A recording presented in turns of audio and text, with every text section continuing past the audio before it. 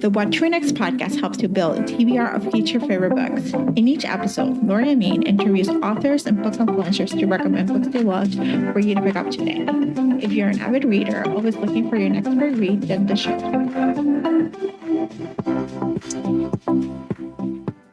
Hi, Harper. Welcome to What to Read Next podcast. Hi, Laura. Thank you for having me here. So happy to have you here. Tell us a little bit about yourself. Let's see. I live in the Atlanta area, and I live with my husband, my two daughters, one who's going into high school next year, which I'm a little freaked out about because I'm like, how am I old enough to have a high schooler? Yeah. I should be going to high school. Did I just graduate? No. That was many years ago.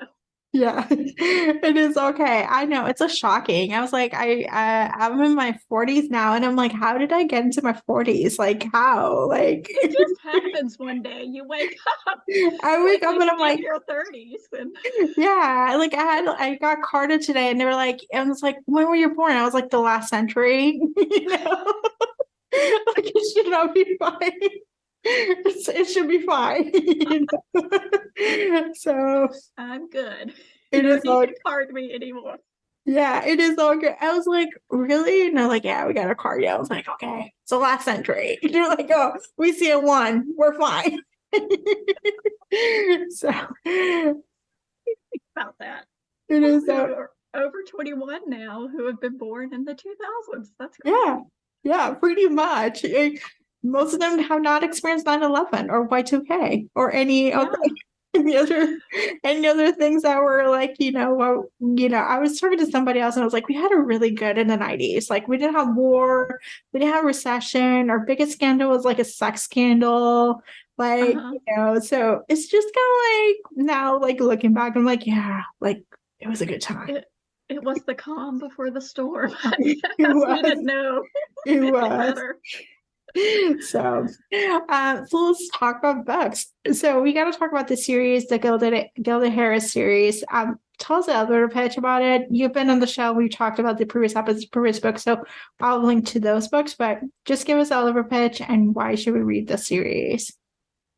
Well, the series is about the Dollar Princesses, which were real people in history who were born into wealthy families, industrialist families, generally in New York, but all of the major U.S. cities had them.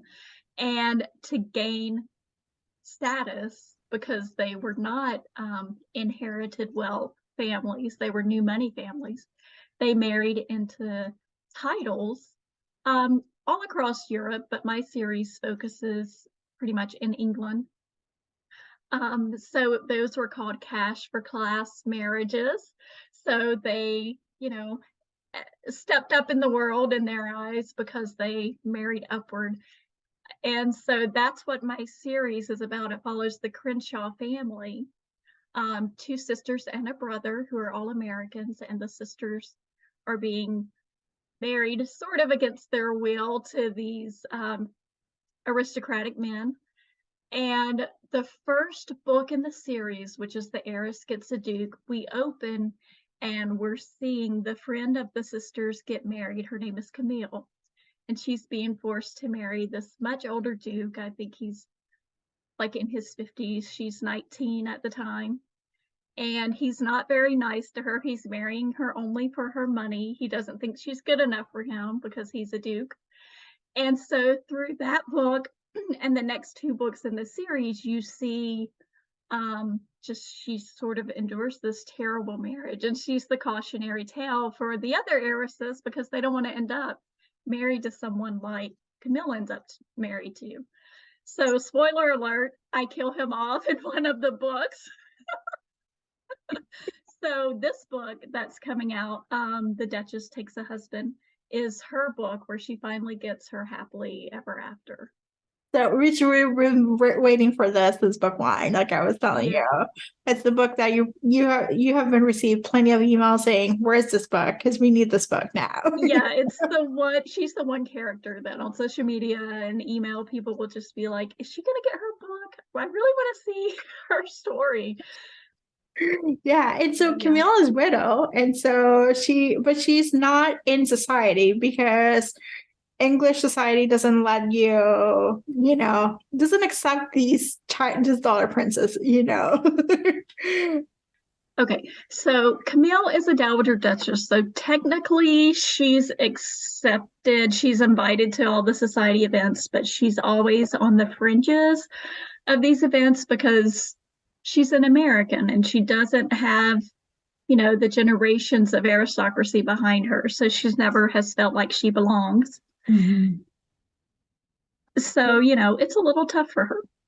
Yeah, so but she'll get her happily ever after, so which is very Exactly. exciting. So are you planning to stay in this time period for your next series, or you're looking, because I know you wrote some Vikings before, so I know. I love jumping around yeah. because I just love the historical research. But no, I feel like the Gilded Age and the Victorian era, Mhm. there's so much there in the history, and there are so many good resources. Like we have the newspaper articles, we have diaries, so many books written in the time period that you could literally never run out of content for that time Yeah.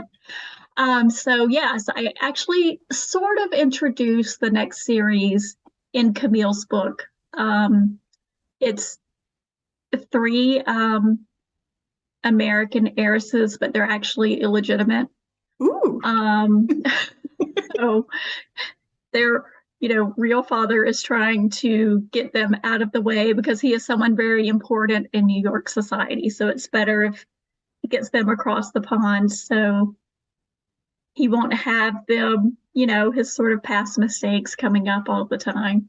So they have to marry into the British aristocracy. So it's a little bit of a twist. There's a little bit more scandal involved. And of course, Yeah.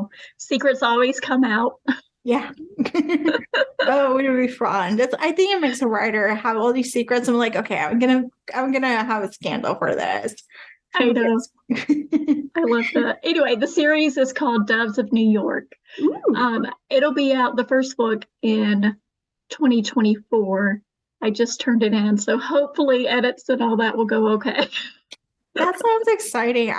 Personally, I love Victorian Gilded Age because there's a lot of innovation that happens during that time period that we take for granted now.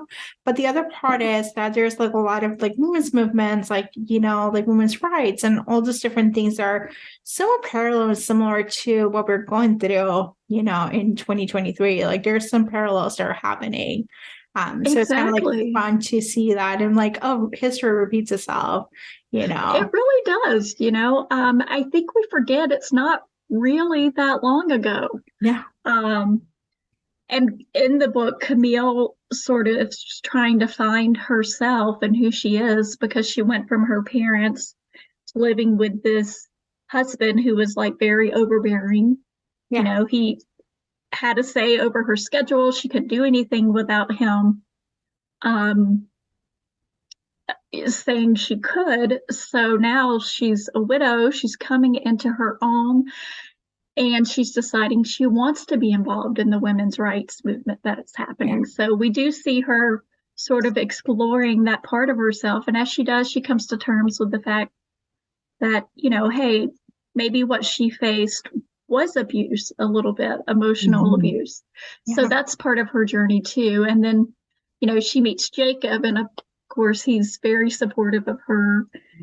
And as some people reach out and they think my heroes are a little anachronistic because they are feminists. They do encourage their heroines in the story, to participate in the women's rights movement at the time. But, we forget the women who did participate in these movements for real were married. They have supportive husbands. So it wasn't sort of always men against women in these things. And there were women who were against the women's rights movement as well. So Yeah. Oh, so good. Oh, so exciting. And I'm so excited for the new series. So we got to talk some book recommendations. Do you have any books to recommend our listeners to pick up? sure. If you like the Gilded Age time period and the Victorian era, I would highly recommend Anna Maria and the Fox by Liana de la Rosa.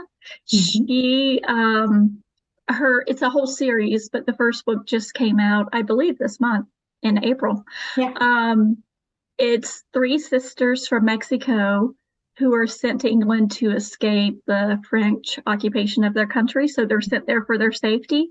So I really love it when historical romance can teach me a little history. It's well researched. You get a lot about that, the French occupation, which I knew a little bit about, but I didn't really know that much about it.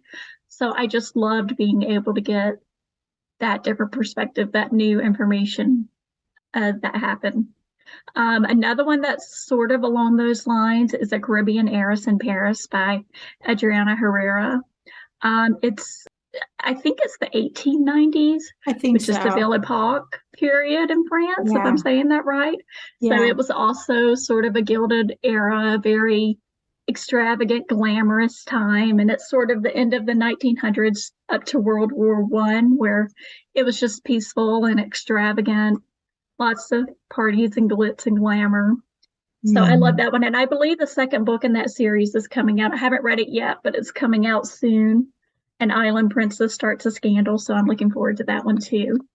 And another one I would recommend that's not actually fiction. It's called The Glass Castle by Jeanette Walls, and it's been out for a while, but I read that. It's a memoir, actually, and I don't read a lot of those, but this one read a lot like fiction, and just beautiful writing, her character growth.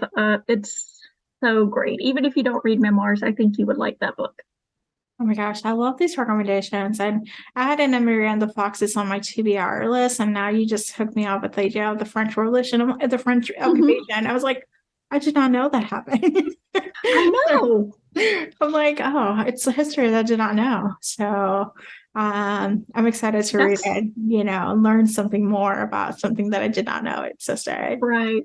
I love how historical romance has lately started to branch out a little more. I mean, I love Regencies. Obviously, I grew up reading those, but I love to learn, what else was happening in the world at that time, or even later in the Victorian era.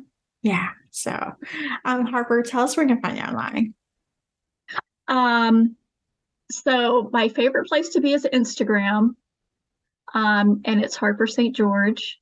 I'm also on Twitter a little bit and Facebook a little bit, at Harper St. George at both of those. And you can always find me on my website, harperstgeorge.com, and you can subscribe to my newsletter there. I'm a little more active with my newsletter as far as updates go, more than social media.